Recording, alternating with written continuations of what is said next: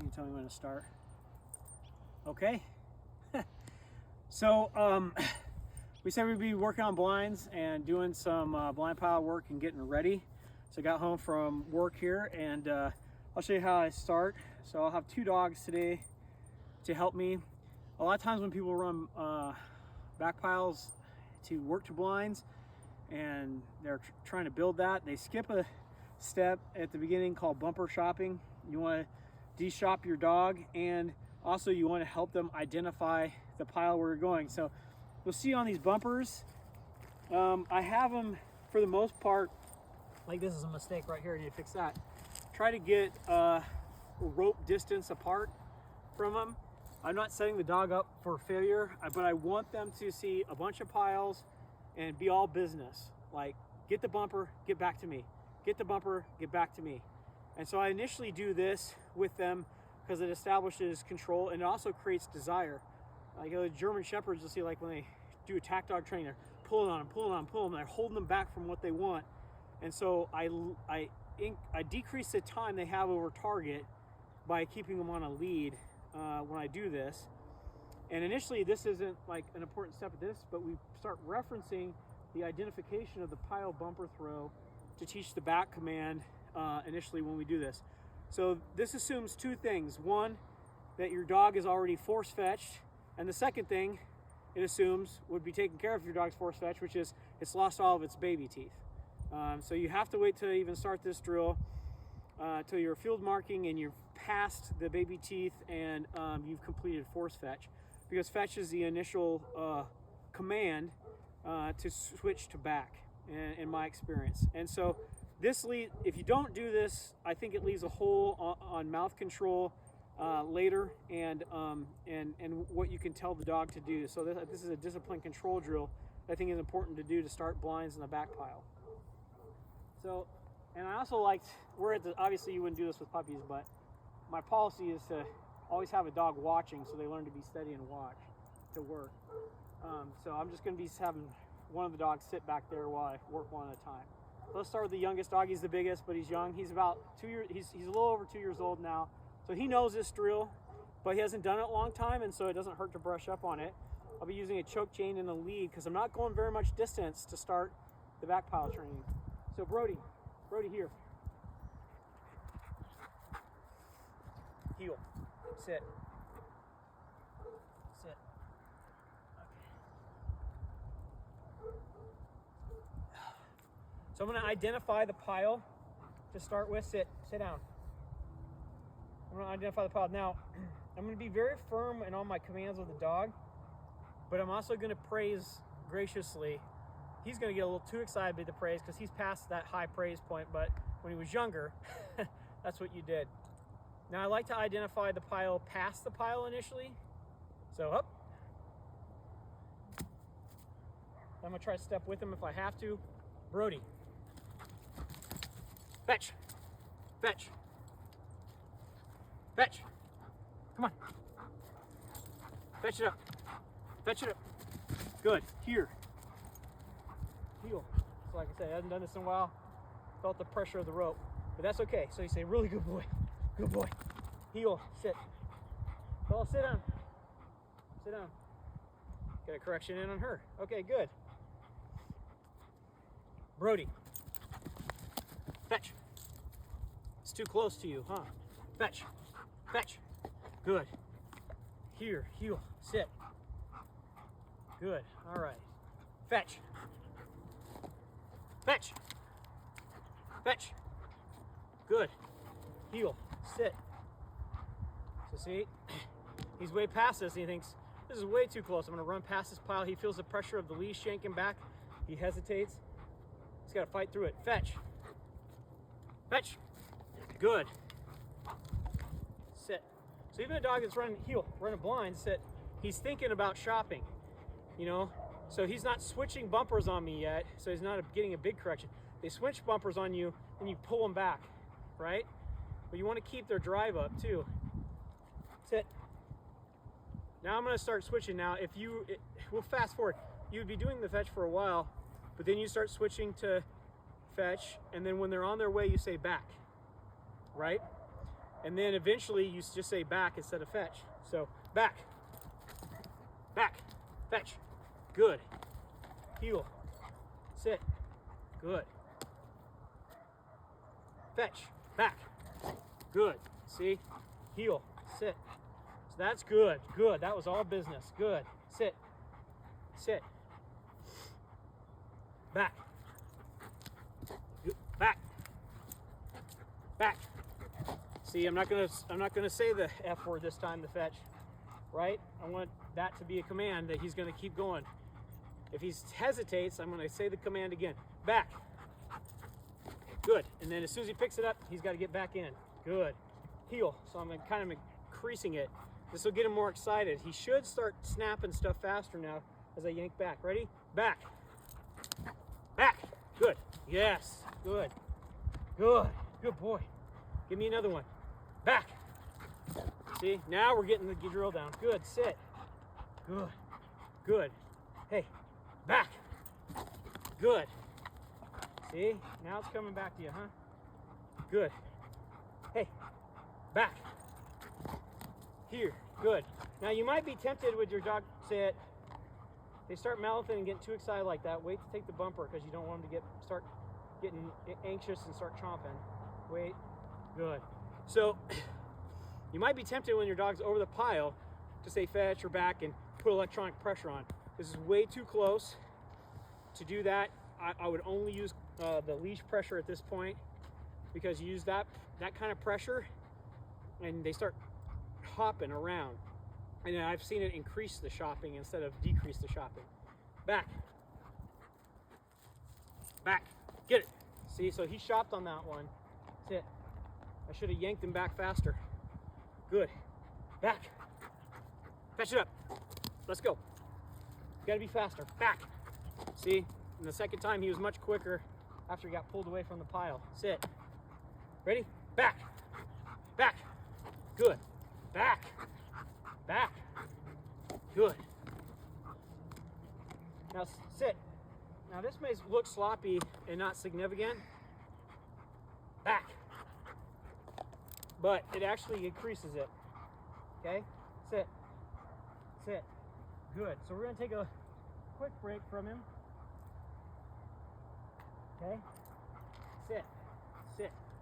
Good boy. Sit. Brody.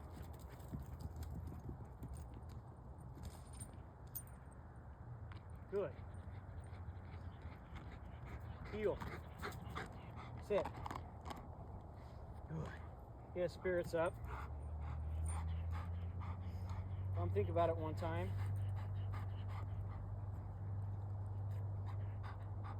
And ready? Dead bird. You want it? Back. There. So sit. You got a really successful one. Pile's getting smaller, less to focus on. Dead bird. Ready? Back. Get it. Get it. Back. Yeah, good. Sit. So switch bumpers there, but I put the collar pressure on a little too soon. Sit. Good. Back. Good. Sit. Drop. Hey. Sit. One more. One bird. Back. Good. Heel. Sit. So if you have a low drive dog too, this will start to increase their desire for that. Okay? Then once you have that pile, we can just rearrange that pile. That may be all you do for the day, depending on your dog's temperament. And then don't push it. You don't want to get into a big war. You don't. You want to be happy. You don't want to be mad. You don't want to have just had a fight with your wife or upset about the politics of the day. Because after you do this, Brody, come here. Sit. Heel. Heel. Sit. Once you got about this distance down, okay? Remember what I said about identifying the pile. You've done that drill to warm up before you throw marks, let's say for the last 2 or 3 days. That's all the amount of time you need to put into it. Then you're gonna mark the pile and you're gonna start running it. Heel. Sit.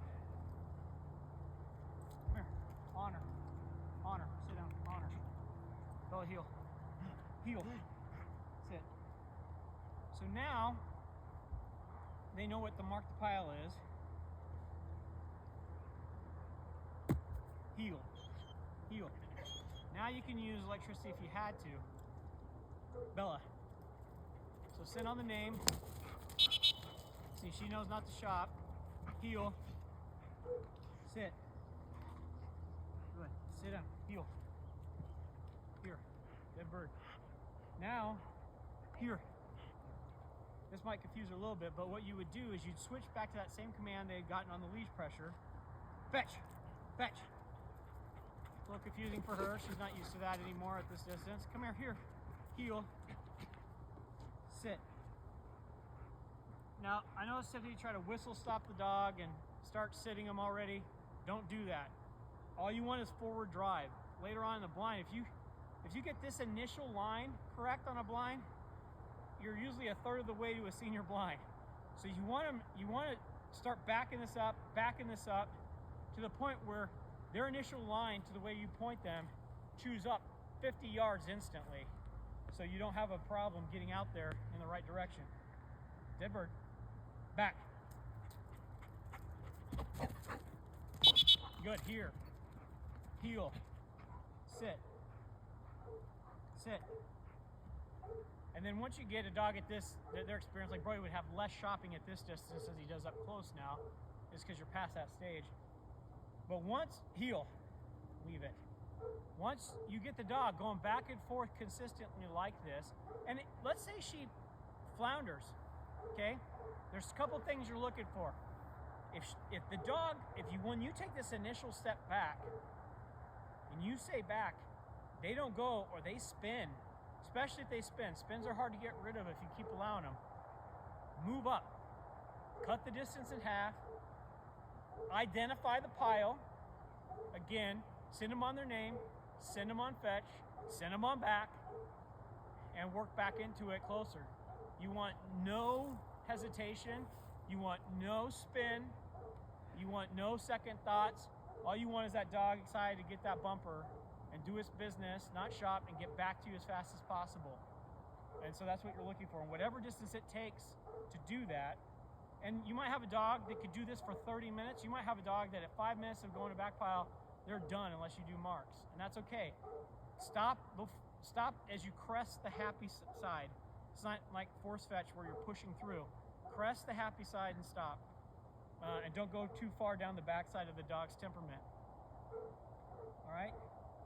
Once I run a back pile a lot with a dog and they're getting good at it, and I have established a sit command, I don't do the thing where you sit them halfway and then cast them. My first sit that I teach on a back pile now, because I left a hole in my dog, and it cost me in the 2018 Nationals, is to be able to control next to the bird and control next to the pile. So I continue, but whether I sit them here or I sit them at the pile, I'm still getting a sit control out of it. The difference is if they know it, and I'm using white bumpers, and they know where the pile is, sitting is just a nonsense command because they're online. I don't want to correct them for being online, right? So I only want to sit them at the pile to establish control. So then I get a control sit, I get to see a sit to reinforce it, and I get to work on the drive all the way to the pile. So this dog knows that, like, if I blow the whistle when they're over target, they need to stop, and I need to give them permission to pick it up. That helps with a wounded bird in hunting. If you need to cast them off a dead bird to go after a wounded, a poison bird if you're running AKC or someday field trials. I don't think HRC does that, but regardless, it establishes control at distance. And so my first sit is always on the back pile. Let me show you. Ready? Dead bird. Back.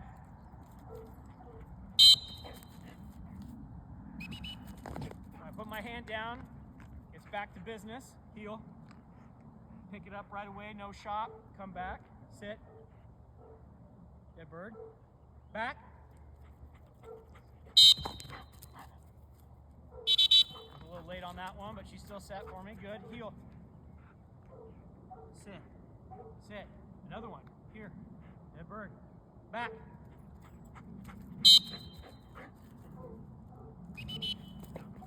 Good. Heel. So we're getting the drive and the control. Sit. That's how you run a back pile. I like to, before you get to casting, and we'll do that later, this is just a back pile. Once you've got this done, before I go to anything other than the overcasting's fine ahead of time, sit, heel. I like to really establish that they know how to run that back pile and understand that they do it with enthusiasm. So once they have this piece down, I'll throw a mark off to the side, heel, Bella.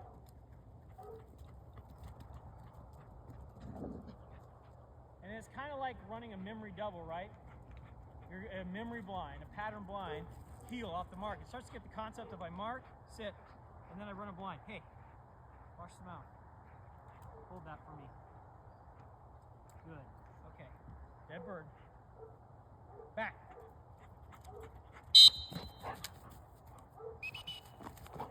Good. Heel. Sit. Sit. Now if I want to work on further control, sit. What I'll do is I'll throw that same mark. And don't do this all in one night. This is to show you, like, if your dog's at different levels, right? If you don't have success at this, then you went too far. If your dog's at different levels, this is to show you how to work on the blind control and desire. So I'll tell that dog mark to remember, then I'll say leave it. She knows I'm going to snap to that pile because she's done this a bunch. So now I'm establishing control. I have to have a memory, and she has to go where I tell her to go with desire. She's got to pause, even though there's another bird to pick up. Back, back. I waited too long to send her. Here, good. So heel, no shop, no fiddle farting around, even though there's another mark. Sit. Bella.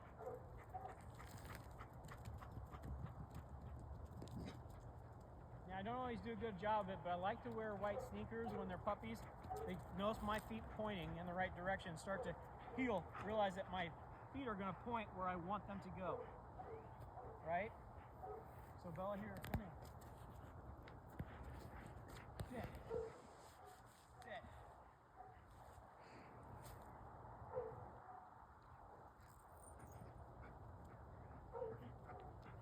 Sit. Heel. So again, I bring a dog out. So here's a younger dog who was having shop problems on the other drill. I gave him a break. You want to do a break in between. Brody. Good. You went for the mark, set a pile. Perfect. Heel. Sit. Good. Heel. Here. Dead bird. Back.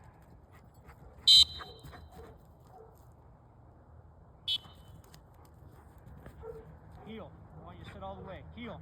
Heel. Here. Back. Good. Here. Heel. Sit. Good. Heel. Here. Better. Back. Good. Good. Heel. Sit. So again, there's good spacing there. Heel. But they're not shopping. So again, he's past that point to a degree. So give him a side one. Brody.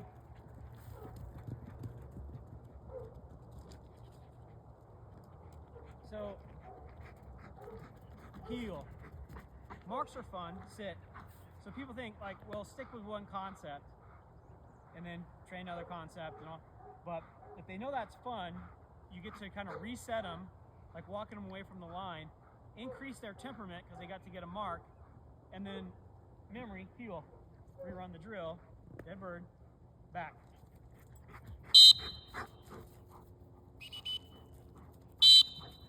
Back. Good. Heel. Sit. See, he's not as used to it as well as heel. So I'm going to do that again to get success. Back.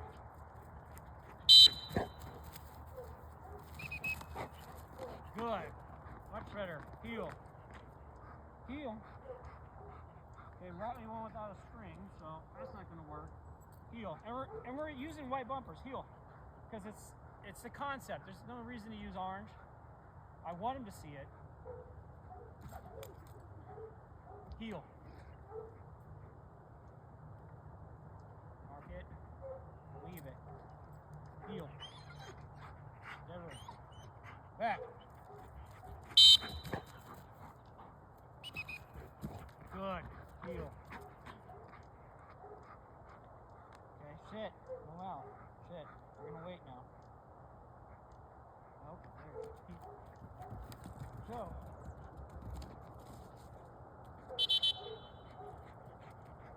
I said the word okay.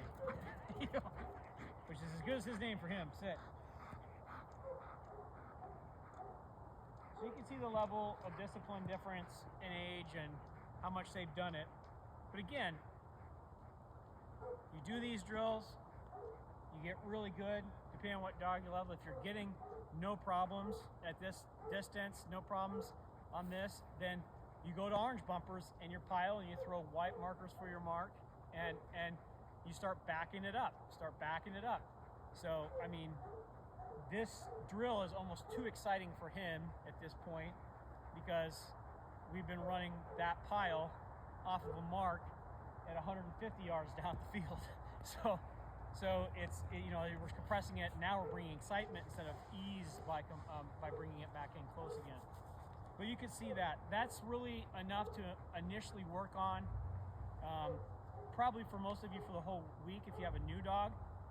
If you have a dog at this stage through Wednesday and you haven't been run blinds over the winter, through Wednesday, basically, and then hopefully on Thursday, Friday, I'll get out the video with the overs to start. Then we'll do half wagon wheel.